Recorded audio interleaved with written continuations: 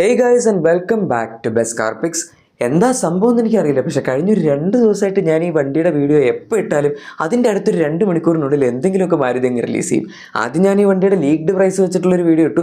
അപ്പോൾ അടുത്ത 2 മണിക്കൂർ അടുത്ത ഏകദേശം 1 മണിക്കൂർ കൊണ്ട് ഇതിൻ്റെ ബാറ്ററി ആസ് സർവീസിൻ്റെ പ്രൈസ് ആരും കിട്ടും. അത് കഴിഞ്ഞ് ഞാൻ പിന്നെ ഇന്നലെ ബാറ്ററി ആസ് സർവീസിൻ്റെ പ്രൈസ് വന്നതിൻ്റെ വീഡിയോ ഇട്ടു. അപ്പോഴേക്കും അവരിതിൻ്റെ ബാക്കി പ്രൈസും കൂടെ അങ്ങോട്ട് റിവീൽ ചെയ്തു. എന്തായാലും കൊള്ളാം. ഞാൻ ഇനിയിപ്പോൾ എന്തായാലും ഒരുപാട് എക്സ്പ്ലനേഷൻ തരുന്നില്ല. നിങ്ങൾ ഓൾറെഡി കഴിഞ്ഞ 2 വീഡിയോസ് കണ്ടിട്ടുണ്ടെങ്കിൽ അതിൻ്റെ അകത്ത് തന്നെ എല്ലാ കാര്യങ്ങളും നമ്മൾ പറഞ്ഞിട്ടുണ്ട്. 3 വേരിയൻസ് ആണ് ഈ വണ്ടിയിൽ വരുന്നത്. ആൻഡ് ഇവർ ഇപ്രാവശ്യം തന്നെ ബാക്കി എല്ലാ വേരിയൻസിൻ്റെ പ്രൈസും അതുപോലെ ഏതൊക്കെ ബാറ്ററി ഓപ്ഷൻസിൽ ഏതൊക്കെ വേരിയൻസ് ആണ് കിട്ടുന്നത് തുടങ്ങിയ എല്ലാ ഡീറ്റെയിൽസും പുറത്തുവിട്ടിട്ടുണ്ട്. അതുകൊണ്ട് നമുക്കൊരു ഡീറ്റെയിൽഡ് അനാലിസിസ് അങ്ങ് നോക്കാം. ഞാൻ ഇന്നലത്തെ വീഡിയോയിൽ ഏകദേശം ഒരു ഗസ് വെച്ചിട്ടൊരു പ്രൈസ് പറഞ്ഞിട്ടുണ്ടായിരുന്നു, ഏകദേശം എങ്ങനെയാവും എന്നുള്ളത്. ഓൾമോസ്റ്റ് സിമിലർ ആയിട്ടുള്ളൊരു പ്രൈസിംഗ് ആണ് ആക്ച്വലി വന്നിരിക്കുന്നതെന്ന് പറയും. ഞാൻ അതാണ് ഏറ്റവും ഐഡിയൽ പ്രൈസ് എന്നാണ് പറഞ്ഞത്. അതിലും കൂടുതൽ പോയി കഴിഞ്ഞാൽ പിന്നെ ഈ വണ്ടിക്ക് ഒരു പോയിന്റ് ഇല്ല എന്നുള്ളതായിരുന്നു ഞാൻ പറഞ്ഞിരുന്നത്. എന്തായാലും അവർ ഏകദേശം അതുപോലൊക്കെ തന്നെ പ്രൈസ് ചെയ്തിട്ടുണ്ട്. ഞാൻ പറഞ്ഞത് കേട്ട് പ്രൈസ് ചെയ്തൊന്നുമല്ല, പക്ഷേ ഇത്രയും കാലം എന്തായാലും വണ്ടി ഇറങ്ങാൻ ഡിലേ വന്നല്ലോ. അപ്പോൾ അവർ പ്ലാൻ ചെയ്തുകൊണ്ടിരിക്കുക തന്നെയായിരിക്കും എന്താണ് ഈ വണ്ടിക്കുള്ള ഐഡിയൽ പ്രൈസ്, എന്തിന് മുകളിൽ പോയി കഴിഞ്ഞാൽ ആരും വാങ്ങില്ല എന്നുള്ളതൊക്കെ. ഇനി നമുക്ക് നോക്കാം. ഇതിനകത്ത് ഡെൽറ്റ, സീറ്റ, ആൽഫ എന്ന് പറഞ്ഞ 3 വേരിയൻസ് ഉണ്ട്. നമുക്ക് 49 kWh ബാറ്ററി പാക്ക് ആകെപ്പാടെ ഡെൽറ്റ മോഡലിൽ മാത്രമേ കിട്ടുന്നുള്ളൂ. ബാക്കി സീറ്റ ആയാലും ആൽഫ ആയാലും അതിൻ്റെ അകത്ത് നമുക്ക് 61 kWh ബാറ്ററി പാക്കാണ് കിട്ടുന്നത്. വേറൊരു ഇൻട്രസ്റ്റിംഗ് ഫാക്ട് എന്താണെന്ന് വെച്ചാൽ ഡെൽറ്റയും സീറ്റയും തമ്മിൽ ആക്ച്വലി ഫീച്ചേഴ്സിൻ്റെ കാര്യത്തിൽ വലിയ വ്യത്യാസമൊന്നുമില്ല. ബാറ്ററി പാക്കിൻ്റെ ഇതിൽ മാത്രമാണ് വ്യത്യാസമുള്ളത്. അതുകൊണ്ടാണ് നിങ്ങൾക്ക് ഇതിൻ്റെ പ്രൈസ് ഡിഫറൻസ് എടുക്കുകയാണെങ്കിൽ അധികം കാണാത്ത. ഇപ്പോൾ സ്റ്റാൻഡേർഡ് മോഡൽ നോക്കുകയാണെങ്കിൽ 1.5 ലക്ഷം രൂപയുടെ പ്രൈസ് അഡീഷനാണ് നമുക്ക് അതിൽ കിട്ടുന്നത്. അത് വിത്ത് ബാറ്ററി പാക്കാണ്. ശരിക്കും ബാറ്ററി പാക്കിൻ്റെ എക്സ്ട്രാ കോസ്റ്റാണ് അവർ ആഡ് ചെയ്തിരിക്കുന്നത്. അല്ലാതെ ഫീച്ചേഴ്സായിട്ട് ആസച്ച് അതിൻ്റെ അകത്ത് വലിയ വ്യത്യാസമൊന്നും വന്നിട്ടില്ല. ആൻഡ് ഇനി നമുക്ക് ജസ്റ്റ് പ്രൈസ് നോക്കാം. ബാറ്ററി സർവീസ് സ്റ്റാർട്ടിംഗ് പ്രൈസ് നിങ്ങൾ ഓൾറെഡി കണ്ടതാണ്. 10.99 lakhs ആണ് അതിൻ്റെ പ്രൈസ് വരുന്നത്. ഇനി അതിന് പുറമെ 61 kWh ബാറ്ററി പാക്ക് എടുക്കുകയാണെങ്കിൽ സീറ്റ മോഡൽ 11.99 lakhs ആണ്, 1 ലക്ഷം രൂപ കൂട്ടിയിട്ടുള്ളൂ. ആൽഫ മോഡൽ 14.29 lakhs ആണ്. അതിൽ 2.3 lakhsൻ്റെ എക്സ്ട്രാ എമൗണ്ട് അവർ വാങ്ങുന്നുണ്ട്. സോ സീറ്റയും ആൽഫയും തമ്മിൽ അത്യാവശ്യം ഫീച്ചേഴ്സിൻ്റെ ഡിഫറൻസിയേഷനും കൂടെ ഉണ്ട് എന്ന് നമുക്ക് പറയാം. ഇത് ബാറ്ററി ആസ് എ സർവീസ് എന്ന് പറഞ്ഞാൽ നിങ്ങൾക്ക് ബാറ്ററി അതിൻ്റെ കൂടെ കിട്ടില്ല. അതായത് ബാറ്ററി ഇല്ലാതെ വരുന്ന വണ്ടിയുടെ പ്രൈസാണ്. ബാറ്ററി നിങ്ങൾ അഡീഷണൽ റെൻറ്റ് പോലെ കൊടുക്കേണ്ടി വരും. 3.99 rupees per kilometer ആണ് നമ്മുടെ 49 kWh ബാറ്ററി പാക്കിൻ്റെ ബാറ്ററി സർവീസ് പ്രൈസ് വരുന്നത്. ഇനി 61 kWh ബാറ്ററി പാക്കുള്ള മോഡലാണെങ്കിൽ 4.39 rupees per kilometer ആണ് അതിൻ്റെ പ്രൈസ് വരുന്നത് ബാറ്ററി സർവീസിൻ്റെ. പിന്നെ ഇത് ജസ്റ്റ് ഒരു മാർക്കറ്റിംഗ് ഗിമ്മിക്കാണ്. MG ഇതൊരു മാർക്കറ്റിംഗ് ഗിമ്മിക്ക് പോലെ തന്നെയാണ് അന്ന് ഇറക്കിയത്. അതിവരിപ്പോഴും ഏറ്റുപിടിച്ചൊന്നേ ഉള്ളൂ. അല്ലാതെ ഇപ്പോൾ നോർമൽ പ്രൈസുകൾ കണ്ടില്ലേ. 15.99 lakhs ആണ് ശരിക്കും ഡെൽറ്റ 49 kWh മോഡലിൻ്റെ പ്രൈസ് വരുന്നത്. And 61 kWh battery pack price start ചെയ്യുന്നത് 17.49 lakhs, മാക്സിമം പോകുന്നത് 19.79 lakhs വരെയാണ്. ഇതിൻ്റെ തന്നെ ഒരു ഡുവൽ ടോൺ മോഡൽ ആൽഫ വേരിയൻറ്റിൽ നിങ്ങൾക്ക് കിട്ടും. അത് 20.01 lakhs ആണ് എക്സ്ഷോറൂം പ്രൈസ് വരുന്നത്.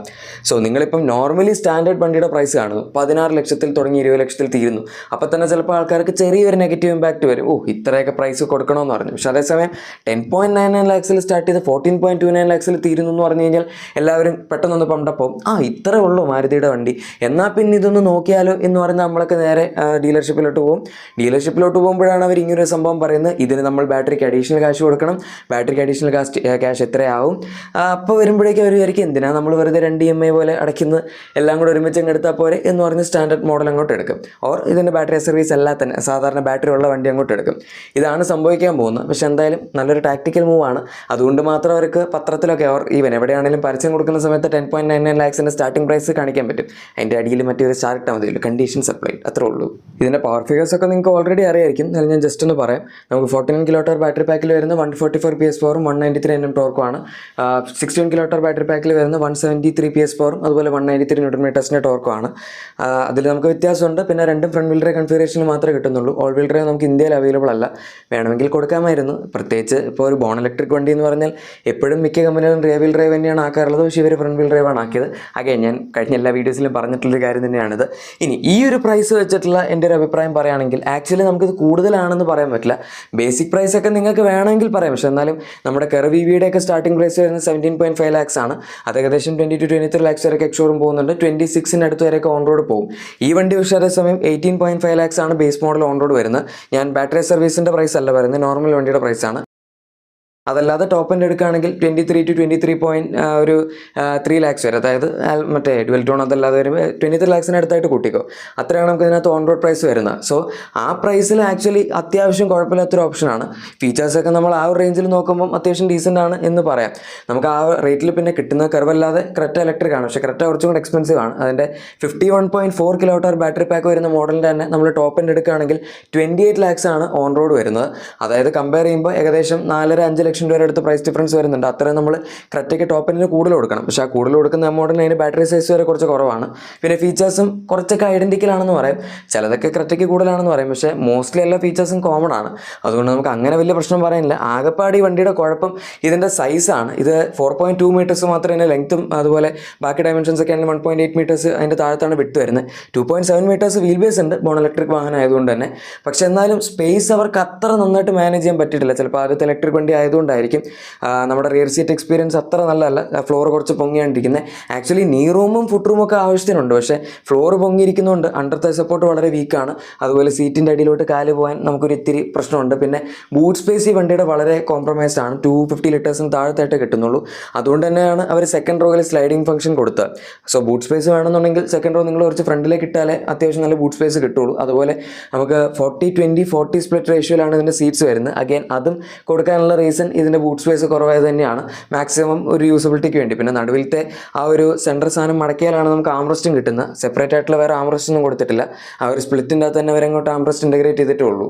ഒരു കാര്യം ഈ വണ്ടിയെ പറ്റി ഉറപ്പിച്ച് പറയാൻ പറ്റുന്ന ഇവർക്ക് ഇത് എവിടെയാണ് പ്ലേസ് ചെയ്യേണ്ടതെന്ന് അറിയില്ലായിരുന്നു എന്നുള്ളതാണ്. അല്ലെങ്കിൽ ഇത്രയും ഡിലേ ആവേണ്ട ഒരു കാര്യമില്ല. കഴിഞ്ഞ വർഷം സ്റ്റാർട്ടിങ്ങിൽ വണ്ടി കാണിച്ചു, അതായത് 2025 ജനുവരിയിൽ വണ്ടി കാണിച്ചാൽ, എന്നിട്ട് പിന്നെ കഴിഞ്ഞ വർഷം പകുതിയൊക്കെ ആകുമ്പോഴേക്കും ഇറക്കുമെന്ന് പറഞ്ഞു. അത് ഡിലേ ആയി. എന്നിട്ട് ഡിസംബറിൽ വണ്ടി ജസ്റ്റ് ഒന്ന് കാണിച്ചു, അപ്പോൾ ഒരു പ്രൈസ് പറഞ്ഞില്ല. അത് കഴിഞ്ഞിട്ട് പിന്നെ കഴിഞ്ഞ ദിവസം ഇതിൻ്റെ ലീക്ഡ് പ്രൈസ് വന്നായിരുന്നു 24.79 ലാക്സ്. അതെനിക്ക് തോന്നുന്നു ഒരു പർപ്പസ്ഫുള്ളി ലീക്ക് ചെയ്തായിരിക്കുന്നു, കാരണം അപ്പോൾ ഒരു പബ്ലിസിറ്റി കിട്ടും. 24.79 ലാക്സ് അത് നെക്സായുടെ വെബ്സൈറ്റ് വഴിയാണ് ലീക്കായി വന്നത്. അവിടെ നിന്നൊക്കെ ലീക്കായി വന്നു. അത്യാവശ്യം പബ്ലിസിറ്റി കിട്ടുമ്പോഴേക്കും ആൾക്കാർ ചോദിക്കും, ഓ എൻ്റെ പൊന്നോ ഭയങ്കര കൂടുതലാണല്ലോ എന്ന്.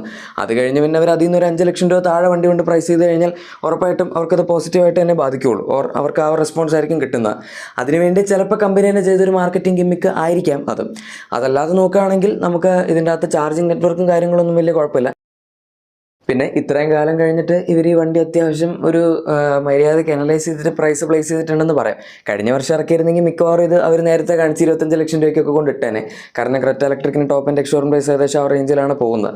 ഇപ്പോൾ വലിയ കുഴപ്പമില്ല. പിന്നെ ചാർജിങ് നെറ്റ്വർക്കിൻ്റെ കേസ് നേരത്തെ പറഞ്ഞ പോലെ ഞാൻ ഇതിന് മുന്നേ പറഞ്ഞിട്ടുണ്ട്, 2000-നടുത്ത് ചാർജിങ് സ്റ്റേഷൻസ് അവർ ഇപ്പോൾ ഡെവലപ്പ് ചെയ്തിട്ടുണ്ട്. 1700 മുകളിൽ സിറ്റീസിലായിട്ട്. 2030 ആകുമ്പോഴേക്കും 1 ലക്ഷം ചാർജിങ് സ്റ്റേഷൻസ് ആണ് മാരുതി സുസുക്കി ടാർഗറ്റ് ചെയ്യുന്നത്. അത് അവർക്ക് അച്ചീവ് ചെയ്യാൻ പറ്റുകയാണെങ്കിൽ വളരെ നല്ല കാര്യമായിരിക്കും.